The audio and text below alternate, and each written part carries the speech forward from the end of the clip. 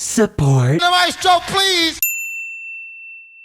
If you were a little disappointed last week with the lack of genre diversity, well, good news, we have everything this week. Yes, including EDM. This'll be for the week of April 2nd, 2019. On this day in music back in 2008, iTunes became the largest music retailer in the United States, beating out Walmart for the first time.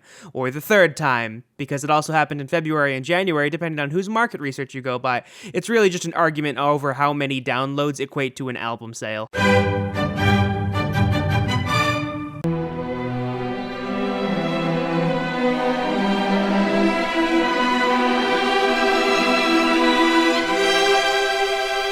I know there's a lot of recordings of John Williams' music done by a lot of different orchestras, but it's awfully hard to beat Gustavo Dudamel with the LA Phil. I guess the big thing about this is that it also includes the music from the most recent Star Wars films. Don't mean a thing if it ain't got that swing. Where the talk is cheap and the sunshine is expensive, well, I think I'll stay in LA.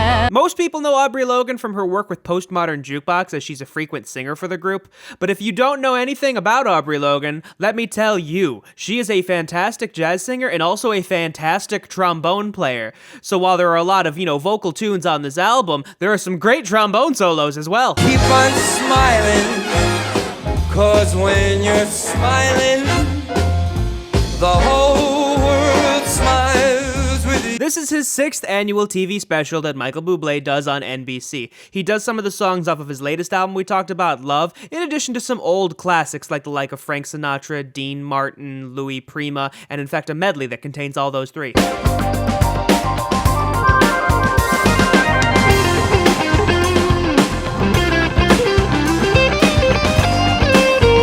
So yeah, they call them a jazz fusion group, which is why they're on the jazz charts, but if you listen through this album, a lot of their stuff sounds like progressive rock. Albeit, it probably wouldn't chart as well on the rock charts, seeing as it's #1 on the jazz charts, but it's still more rock-oriented in my opinion, and if you're wondering who Russ Freeman is the band leader of the Rippingtons. Singing, I love rock and roll. Dreams of loneliness like a heartbeat drives you back in the stillness of remembering. So this recharting is nothing new. Fleetwood Mac's albums regularly rechart, and some of them just stay up here, most notably the compilation albums, and also specifically Rumors for whatever reason. Listen to my heart beating on the line, on the line.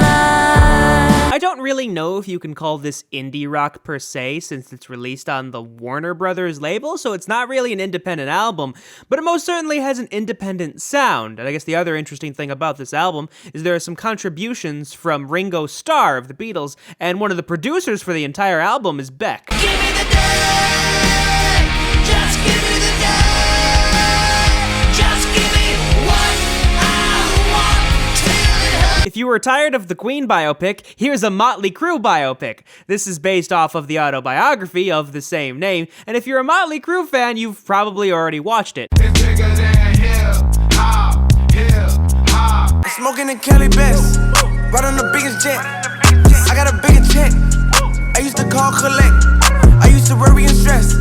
I used to pray for a check. After an initial delay, Rich the Kid finally dropped his 2nd studio album at the end of February, and it apparently took a month to chart. I guess the funny thing about this is that the announcement for this album was actually made by the Migos, who do frequently work with Rich the Kid, but not Rich the Kid himself. Balenci, shoe size on my toe, they know me.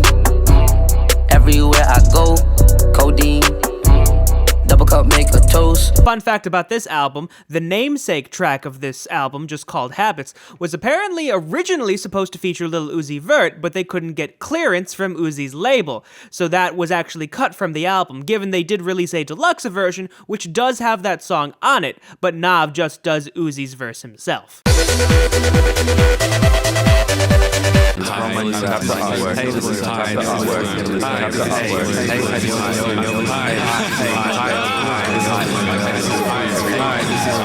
Now don't get scared away from what I just played. I do think this album is actually a fantastic balance between being experimental, but not being too experimental to alienate listeners, so I highly suggest you check this out. And now I need some help from the maestro, please. You decide if you're ever gonna let me know. Yeah, suicide if you ever try to let go. I'm sad, I know, yeah. I'm sad, I know, yeah. They announced that they were going to be doing an anniversary edition for this album, which is why it's recharting, given it's not being released until July. So the fact that this is recharting is based solely off of pre-orders, apparently. Smoking in Cali Best, right on the biggest jet. I got a bigger check. I used to call collect. I used to worry and stress. I used to pray for a check. This is a growing trend for release names, just taking a previous release you've done and, well, increasing the number by it, like Luca Brasi, or Young Sinatra, or The Carter, or Culture, or many more that I could name. She told me put my heart in the bag, and nobody gets hurt. Now I'm running from your love.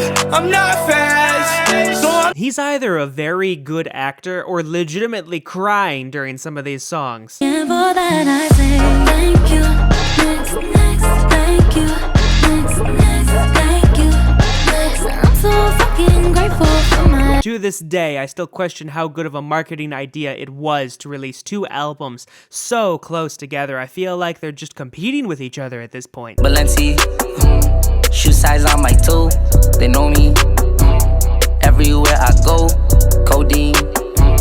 Double cup, make a toast. Considering his last album, Reckless, debuted at number 8, I'm sure Nav is thrilled to have his second one debut at number 1, although that does seem to be a growing trend in some of these newer hip-hop artists. This is the part where I have a closing statement about all this music I just talked about. And now I need some help from the maestro, please. Maestro. Maestro. Maestro. Maestro. Maestro. Maestro, please. Maestro, please.